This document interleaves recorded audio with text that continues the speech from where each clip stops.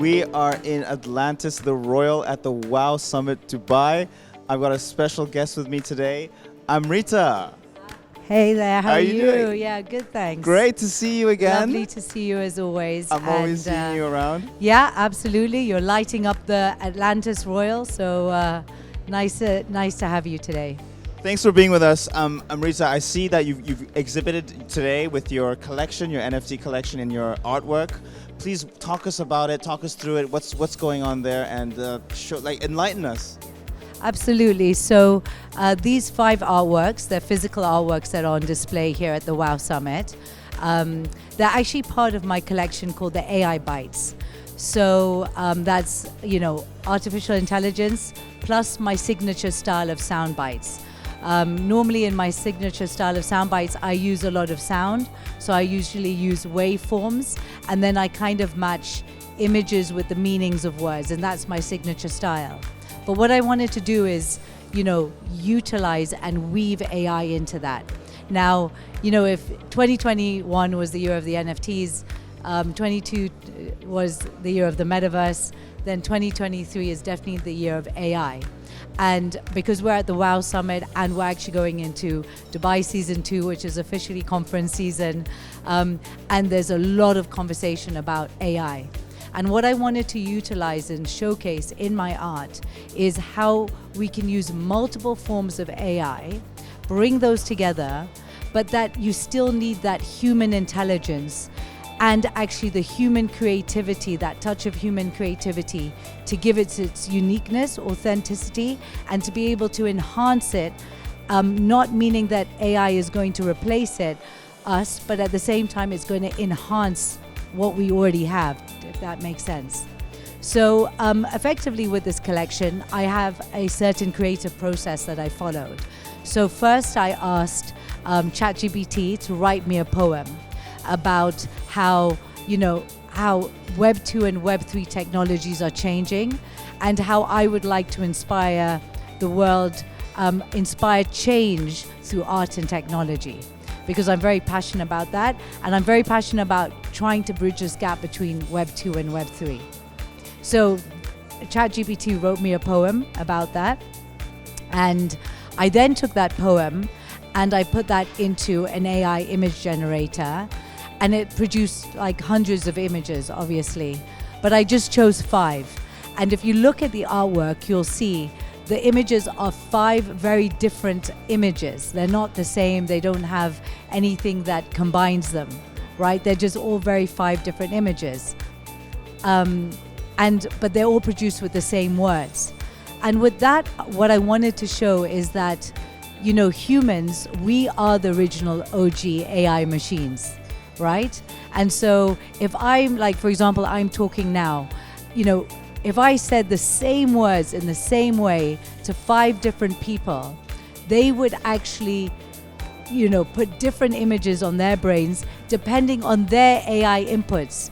You as a human being have all of your data inputs that, all of your experiences, everything that you've watched, you've seen, you've done, have actually inputted that into your AI machine. And it doesn't stop at your life. It's your generations, your parents, what they've gone through, their stories and the generations before them. That all sits somewhere in your conscious and your subconscious. And so we're all walking around AI machines. We are the OGs.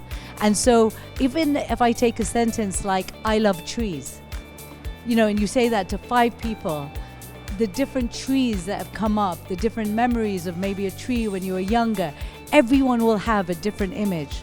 And so what I wanted to show that using the same words, those images will come up, and the tech is not reflecting us.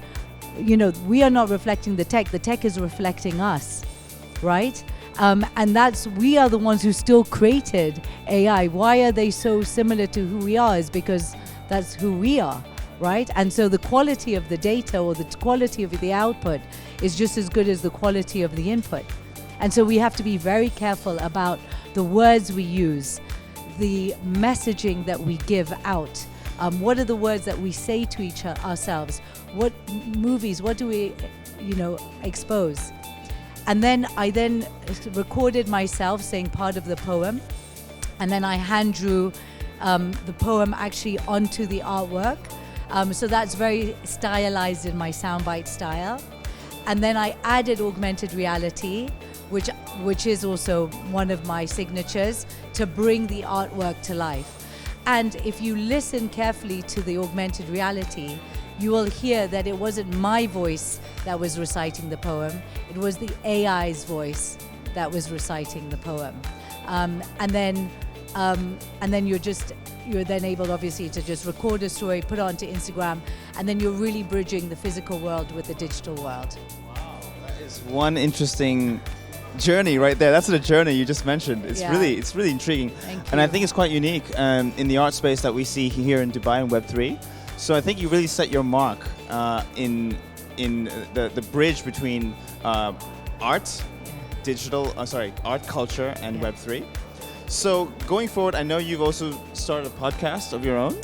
No, I think my main thing is I've got a couple of things. I have, it's not so much a podcast, it's more, I've actually created my own academy. So I believe a lot in education. Because I think that a lot of people, this is still going back to bridging this gap between Web 2 and Web 3. Because I think there's some amazing stuff. I mean, this conference is a big example of that. At the WOW Summit, you have some of the most amazing minds creating amazing things in Web 3.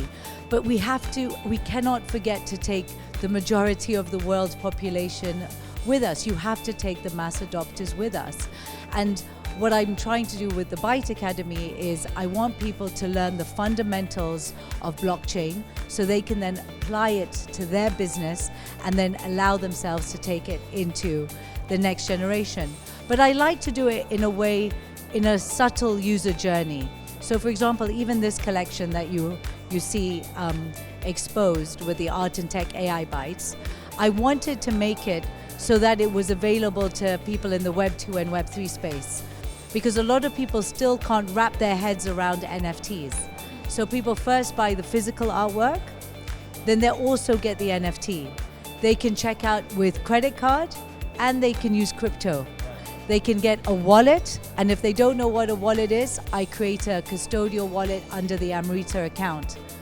And if you are a Web3 native, you don't compromise your tech because the NFT goes straight into your wallet and you can see it on OpenSea. And so and then if you do get your NFT, you become a member of my Byte Club, which I give my collector circles, rewards, events, and that kind of thing. And so what I'm trying to do is show through art, make it almost like an art edutainment, right? Where I'm using art to educate people in an entertaining way, but bridging it so it becomes a seamless user experience. And most importantly, just to have some fun along the way, like watching the augmented reality come to life, like making it really easy, like you're ordering something off Amazon, you're still getting the physical artwork. And so it's not just about the art, but it's about how people are able to experience it as well. I think there's a really great concept around edutainment because that's what's making people more engaged.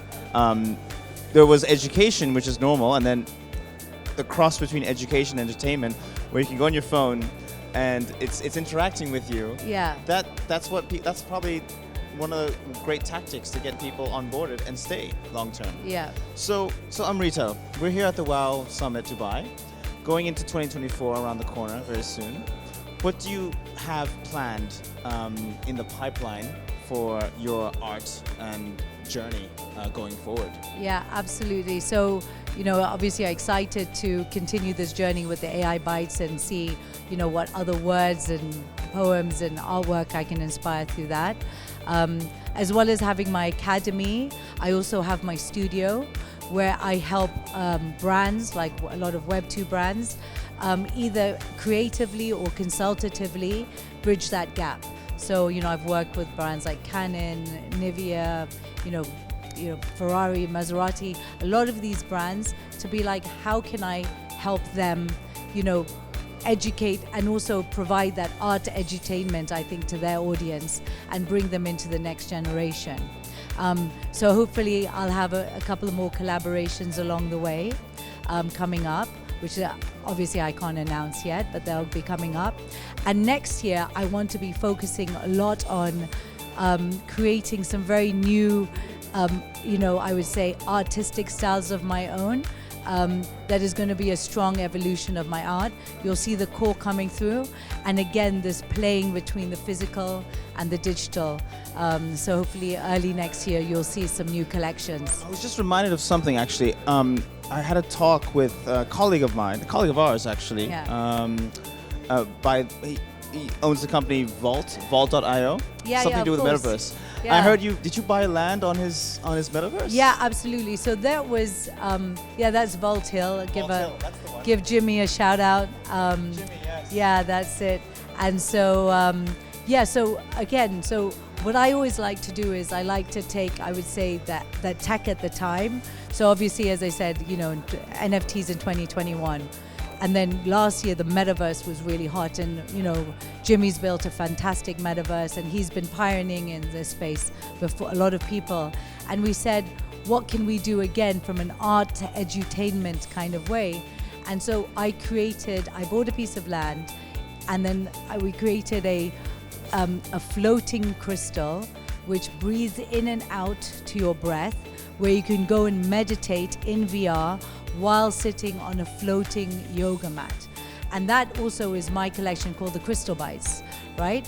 And what I wanted to show from that, because I'm a big believer in personal growth, that actually the power of VR and being able to completely encase yourself, especially for things for mental health, being able to reprogram and recode our brains in the best possible way, especially when you're literally immersed. Your brain doesn't know the difference.